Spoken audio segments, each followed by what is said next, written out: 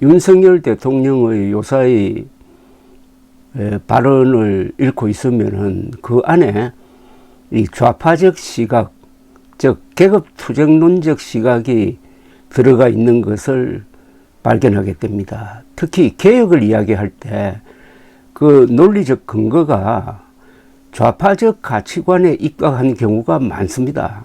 그런데 말로는 또 자유를 주장합니다. 말과 행동이 서로 모순되고 말과 말이 또 모순됩니다. 어제 윤석열 대통령의 국정평가가 발표가 되었는데 한국갤럽 주간조사에 따르면은 국정 운영을 잘 한다가 20%고 못한다가 70%나 되었습니다. 그러니까 윤석열 대통령은 20점짜리 대통령입니다. 20점짜리 대통령이 개혁을 밀어붙이면은 부작용이 생길 수밖에 없죠. 그렇다면은 겸손해야 되는데 오히려 더 오만하게 나가고 있습니다. 그럼 그 결과는 정치적 어떤 재앙으로 몰려오는 거죠. 윤 대통령은 어제 민주주의 국가에서 개혁을 반대하는 이들을 저항 세력 또는 카르텔이라고 부르면서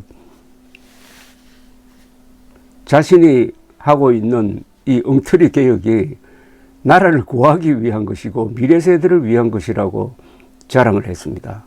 그는 개혁에는 늘 저항이 따르고 실제 지금 곳곳에서 반개혁 저항이 계속되고 있다면서 저와 정부는 자유의 가치를 수호하면서 개혁의 발걸음을 멈추지 않을 것이라고 했습니다. 어제 이 발언은 아마 윤석열 대통령 역대 최악의 연설로 기록될 것입니다. 개혁에는 늘 저항이 따른다는 말을 계속 하는데 이거 거짓말입니다. 제대로 된 개혁에는 저항이 따르지 않습니다. 이명박 대통령이 서울시장 때 한 개혁이 있지 않습니까?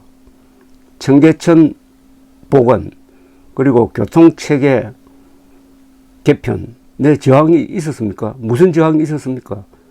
유능한 개혁이고 모든 사람들을 만족시키는 개혁이고 설득 과정이 있었고 또 반대하는 사람들을 위한 배려가 있었으므로 저항이 없었던 겁니다. 지금 의료 대란을 일으킨 이 무지막지한 이른바 의료개혁, 이건 개혁도 아닙니다만은 그걸 하면은 저항이 따르는 거죠. 그런데 좋은 일을 하면은 무조건 저항이 따른다는 이런 단순 무식한 이야기를 계속하고 있습니다.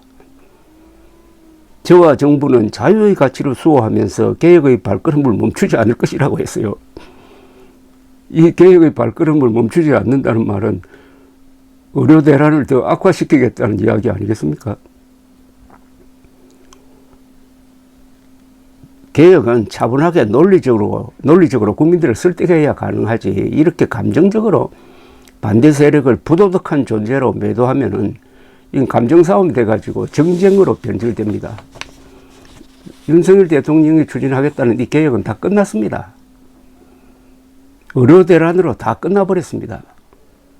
의료 대란이란 블랙홀이 결국은 윤석열 대통령을 삼키게 될 겁니다.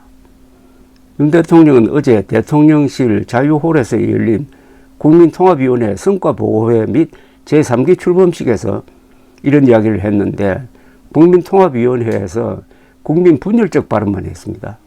그는 공동의 이익을 지키기 위해 카르텔들이 서로 손을 잡고 개혁에 나서는 길을 가로막기도 한다고 했는데 이건 완전히 좌파적 시각에다가 특수부 검사적 시각이 보태진 이야기입니다.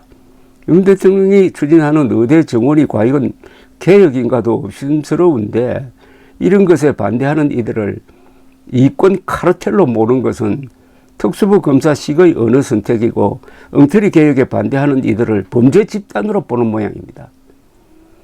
그는 우리가 또다시 물러선다면 나라의 미래는 기대하기 어렵다면서 미래 세대들의 그러한 나라를 물려줄 수는 없는 것 아니겠느냐라고 했습니다. 유아 독존적 삐뚤어진 애국심입니다.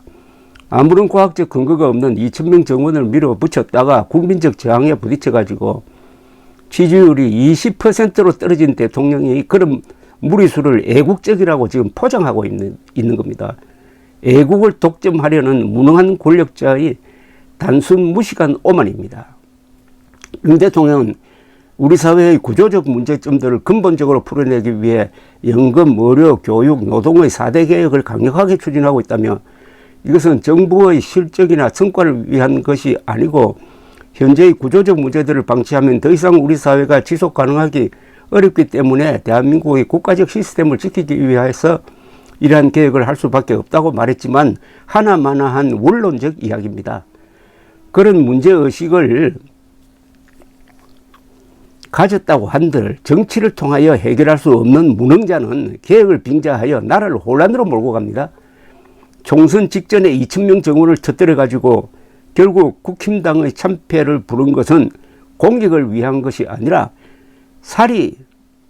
사욕의 발로였고 선거 때 한 건 하겠다는 얄팍한 계산이었고 유권자들의 정의로운 저항에 직면해 가지고 실패하고 있는 것인데 그 교훈을 잊은 이의 옹고집은 더 큰 재앙을 부를 것입니다. 윤 대통령은 자유의 가치를 지키려면 자유주의 체제를 파괴하려는 세력과 그러한 시도로부터 우리의 체제를 굳건히 지켜야 한다며 지금 우리 사회의 가짜뉴스 허위 선동으로 정치, 경제, 사회 시스템을 교란하고 자유민주주의 체제를 무너뜨리는 시도가 굉장히 많다고 말했습니다. 의료 대란의 경우에는 윤석열 대통령은 자유민주주의의 핵심 가치인 사실, 법치, 자유의 원칙을 무시하고 과격한 개혁을 밀고 나갔고 여기에 젊은 수련이들이 저항한 것입니다.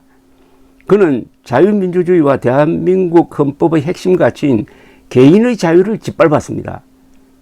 그의 직속 부하인 국무총리는 전공의들의 자발적 사직을 파업이라고 몰아붙이면서 이들 수련생을 의료대란의 제1 책임자로 꼽고 있습니다.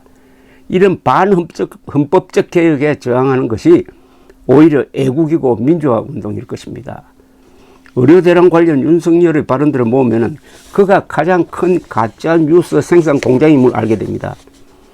헌법이 보장하는 직업선택의 자유를 무시한 전공의 탄압의 책임자 입에서 나오는 자유는 그냥 말장난일 뿐입니다.